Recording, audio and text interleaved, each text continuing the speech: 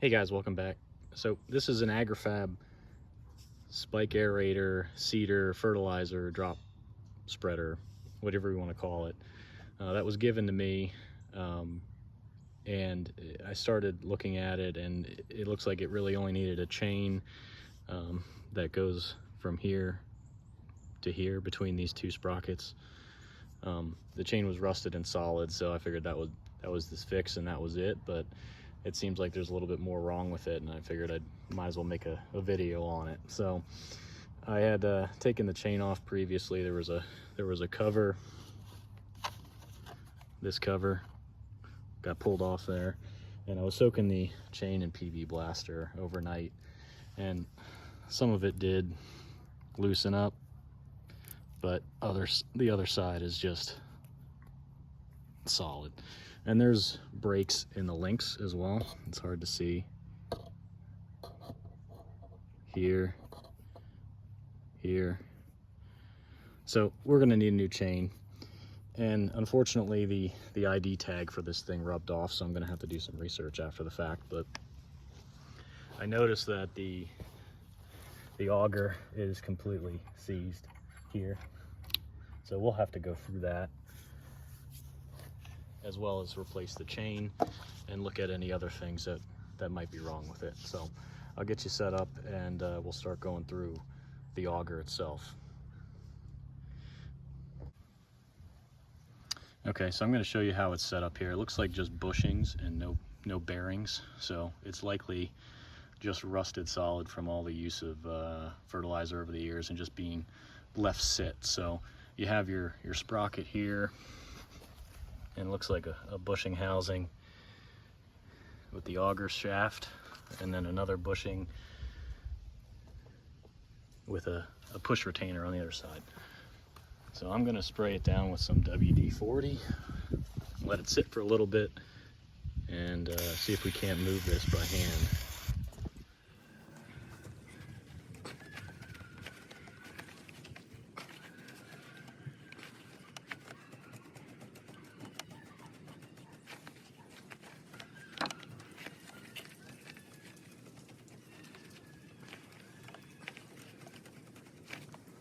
Okay, that's really on there. I'm gonna have to go to plan B. Okay, so I thought I was gonna be able to just remove the auger fins there with those bolts you see at the top, but the fact that I can't rotate them around, there's another one from the bottom that I'll just never be able to remove if I don't get it rotated. So if those were removed, I'd be able to push the shaft in this way and get that out of there to clean it up. But it looks like I'm just gonna have to try to rotate it back and forth until it frees up. Okay, just more of the same. I'm gonna rotate this back and forth and see if I can't just loosen it up past the range of motion that it's given me. And I think it's just gonna be a waiting game here, just moving it back and forth. Oh, let's see. I think it went farther. Yeah, it did. There we go. Yeah.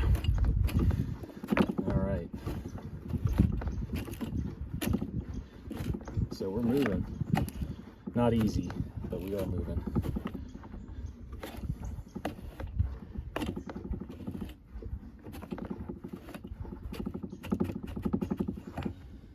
Okay, I'm going to attempt to take one of these screws off here and see if it gives me any problems, because I'd like to take this shaft completely out and you know, get whatever rust is on there off of there so it moves a lot freer.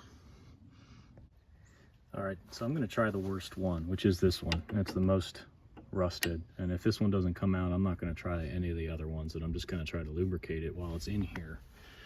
But this one is the one that scares me the most, so we'll see if this comes out easy or not.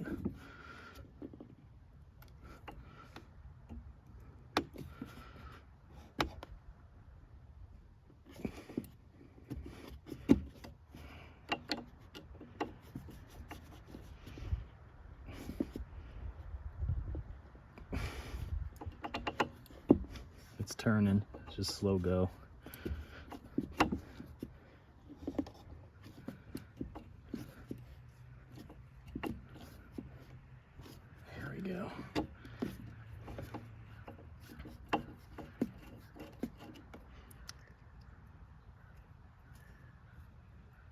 Yeah.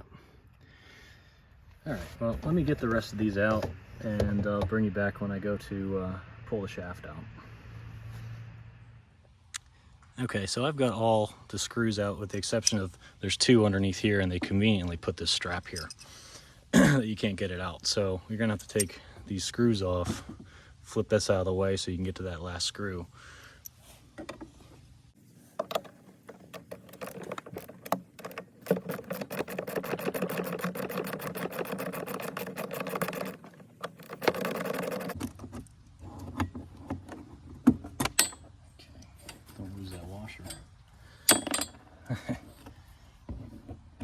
So the nut on the back side is actually molded into the plastic.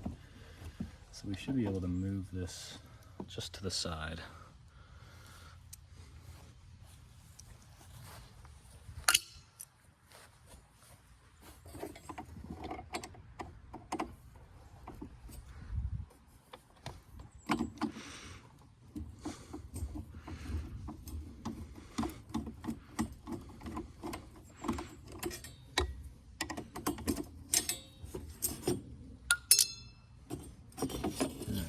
One off.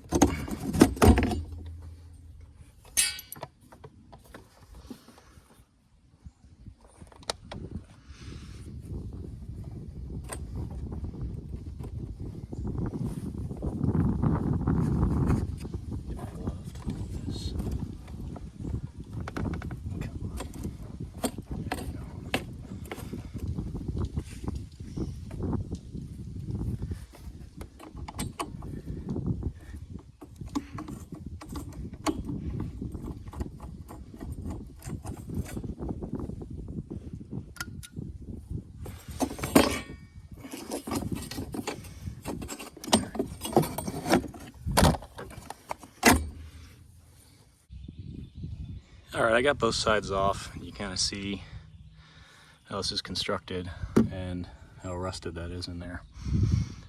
So the next step would be to take this push washer off, which is always fun. So we'll get you set up and I'll start working on that. All right, the fun begins. I've never had one of these come off easy, so I'm not expecting much here. I've got one of these automotive panel clip pry bars that actually works pretty good on these.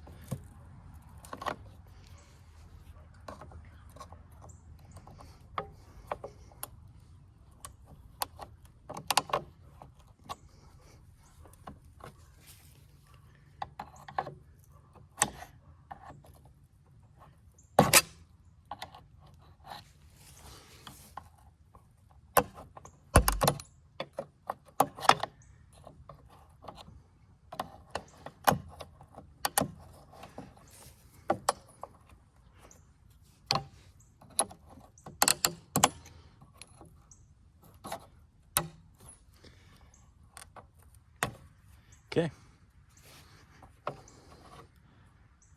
2 washers. Should be able to hammer that through.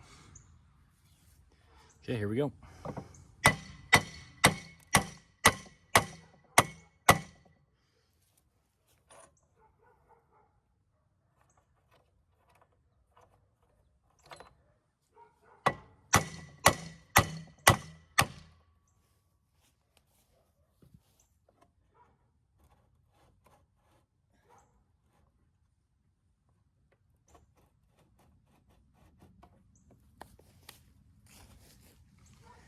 Looks like they've got the adjustment. This is the adjustment bar for seed rate. So it looks like they have that going through there. I probably should have took that off first before hitting that, because now it's bent.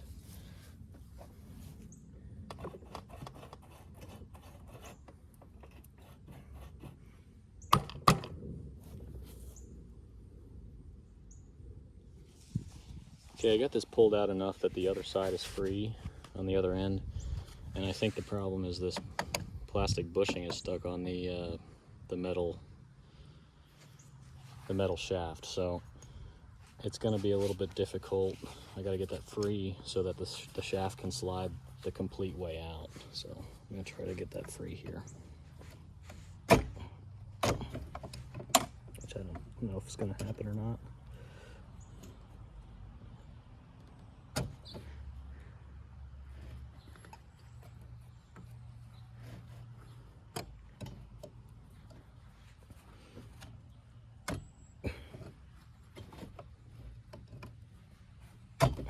Let me work at it. I'll bring you back. Okay, a little change of plans here. I am going to try to just remove the shaft by taking that selector off completely, which that bolt here went through this pivot point here. So if I'm correct, I should be able to just pull everything out, and I'll be able to address that a little bit better outside the unit so it's not so awkward. Yeah, perfect.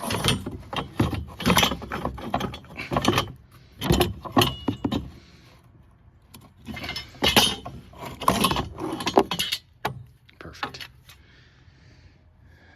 All right, let's start working on that.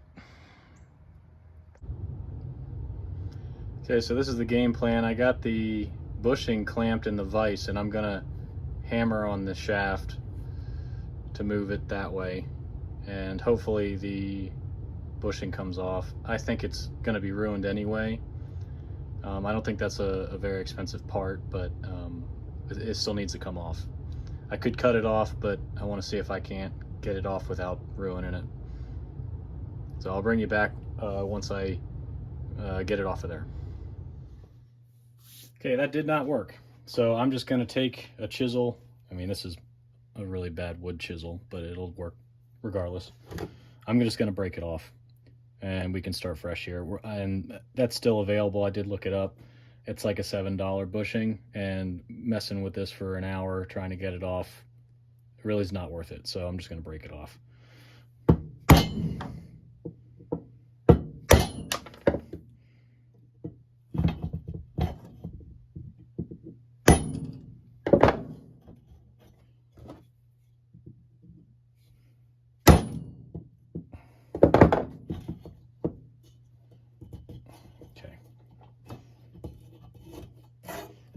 Look at all that. It's just completely rust jacked in there. So I highly doubt that that was going to slide off easy anyway. Okay, so I got some parts to order. I looked up the chain, and that's like $4 or something on Amazon, and the bushing's like $7. So that's what I'm going to do, and once those come in, we'll start putting it back together. Okay, it's a couple days later, and you know, before we put this back together, we got to prep these parts here for reassembly, since they need some work. So this one piece is the seed rate bar, and while I was attempting to hammer the shaft out, that bent on both sides. So I'll need to try to bend those back using some pliers, maybe a hammer, crescent wrench, you know, whatever works. And the shaft needs to be sanded down so that this bushing will slide free the entire length. This is the original bushing, good bushing from when I disassembled it, and it only goes down a certain amount, and there's a pretty good amount of resistance on it. So my game plan with that is to just take a piece of sandpaper, kind of do one of these, the length of the shaft. I might have to get some power tools involved, but I'll bring you back when these two things are cleaned up and ready to go. Okay, so 5-10 minutes later, I got these pretty much ready to go.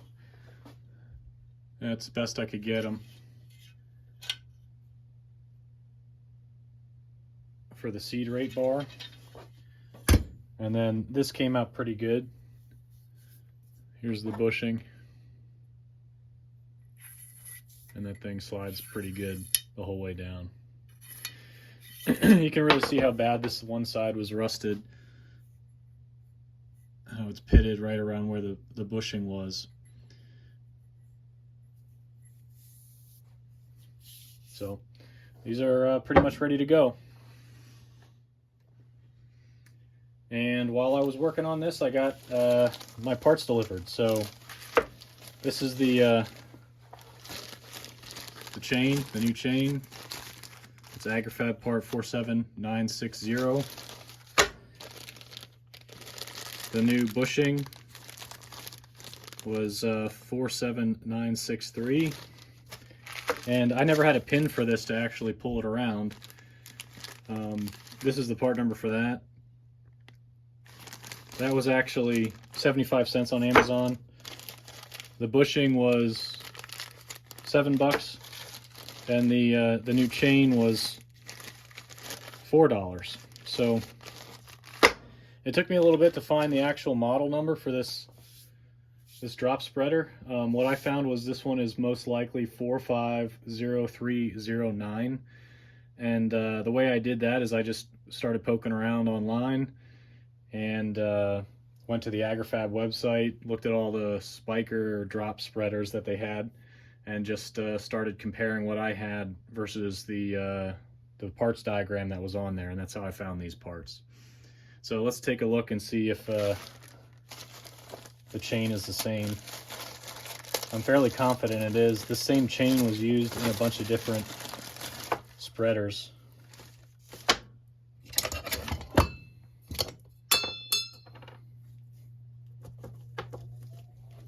Yeah, that's the right one. I'll have to look at if I need to oil this before I install it or not.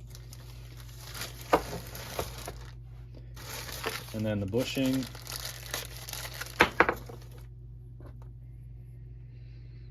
Yeah. So I suspect when I was actually rolling this around, I was just rotating this hex shape inside the housing because it was still seized to the shaft. And that's how I actually got it to rotate, and not that it was actually spinning on the shaft itself. So this definitely needed to be fixed. All right, well, we're pretty much ready to roll with the reinstallation. So probably be another day or two. We got some bad weather today. It's raining outside right now, so I got to wait for it to dry out. And I'll get back out there, and the next clip you'll see is me reassembling this thing. All right, so it's the next day. We're outside. It's a little wet still, but I want to get this thing finished up. So I've got all the parts laid out here and the tools I think I need, and we'll get started putting the bushings in first, getting that seed rate bar put back on, and then sliding the shaft in. And I'm going to use WD-40. I don't know how they expect people to lubricate this thing, but there's no grease fittings of any kind on the auger, and whatever grease you do put on there, the seed is just going to stick to. So I'm likely just going to use that WD-40 and wipe off any excess after the fact.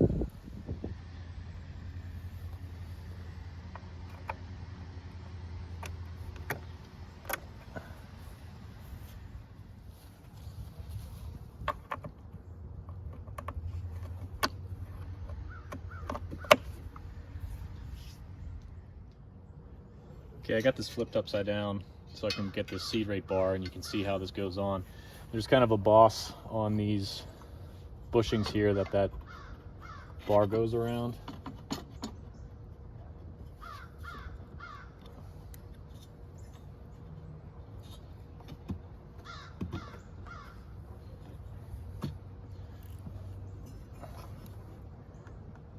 That's one side.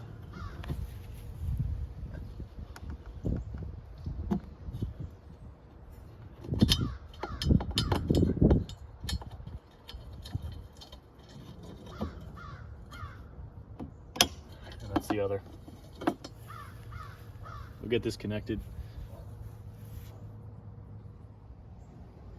So that's all connected. The spring's back on, And I didn't touch this bottom one. I'm sure that's what the calibration is for the seed rate, and I'm gonna have to figure that out because it's right now in the off position up there, and it's about half open. So this should be the whole way pivoted to close these drop holes. So let's keep going. Okay, we're gonna slide this shaft part way in. We got to put the inner bushing housing in before pushing it through the whole way.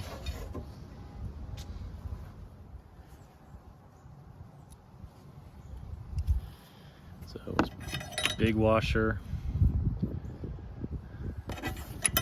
housing, small washer.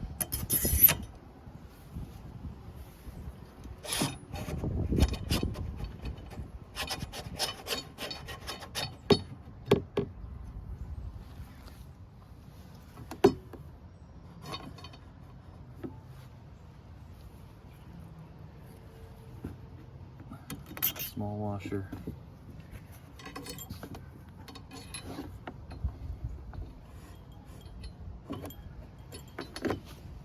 Squirt that.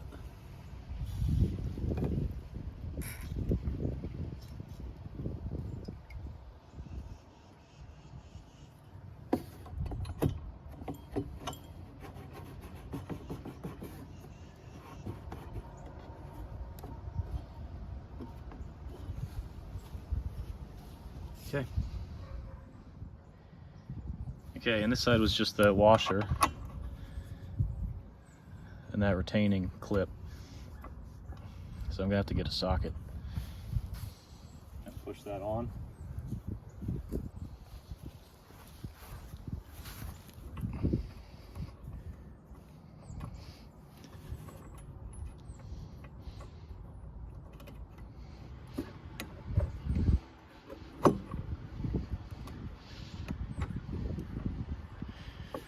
Came off easier than it's going on.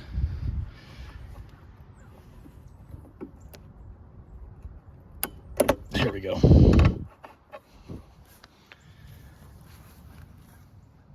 All right, let's turn our attention to the auger fins. So I'm just going to slip these on and then screw them back down.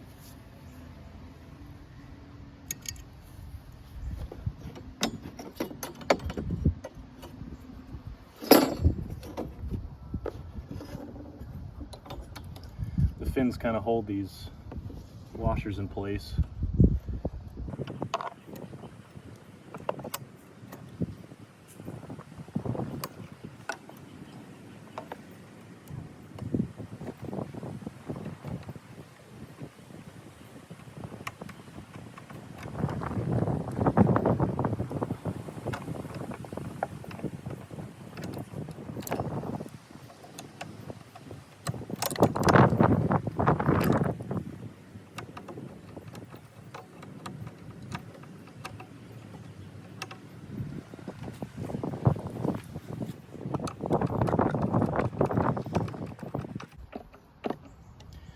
All right, I'm gonna spin that around, do the other one off camera. I'll bring you back when that's done.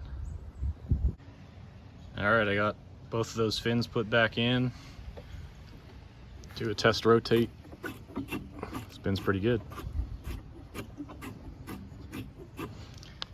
Okay, guess the next step is that chain. All right, let's get this chain on. Hopefully we don't have to take this master link off to get this on there. I'm hoping we can just kind of work it around. God, it's windy today.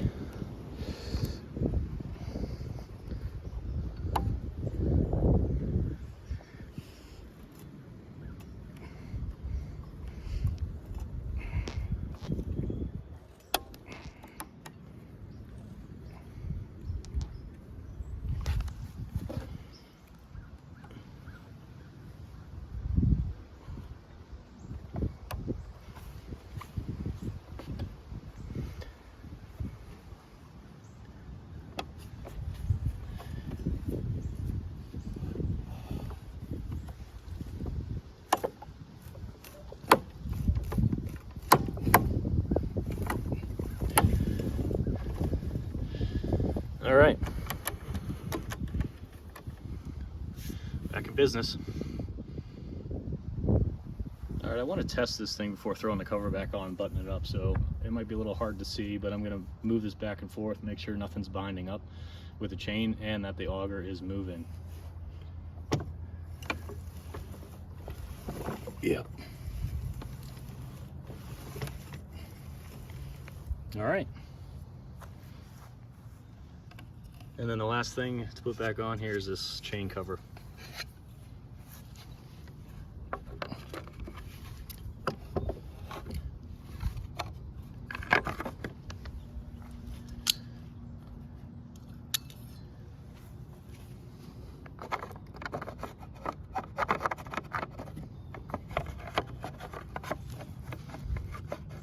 Get the holes lined up.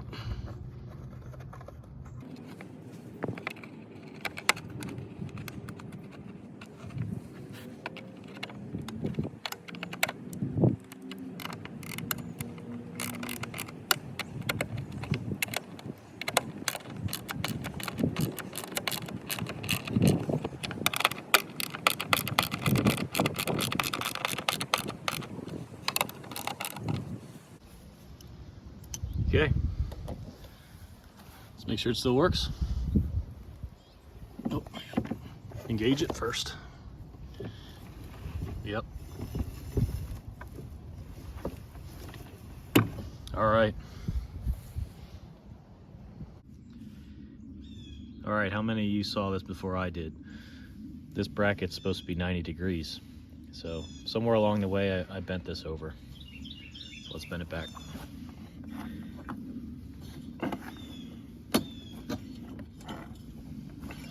You need some tools.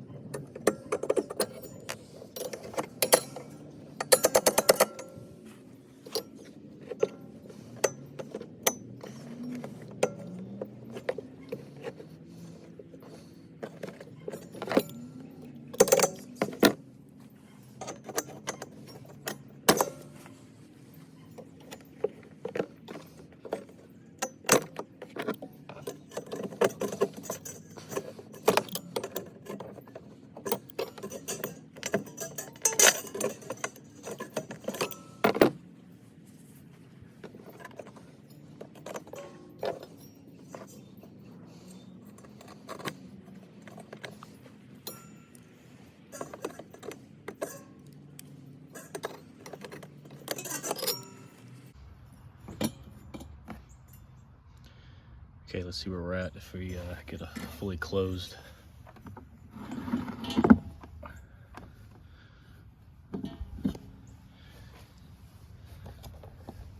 Not quite.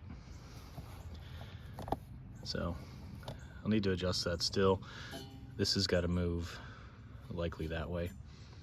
But yeah, I'll leave it at that.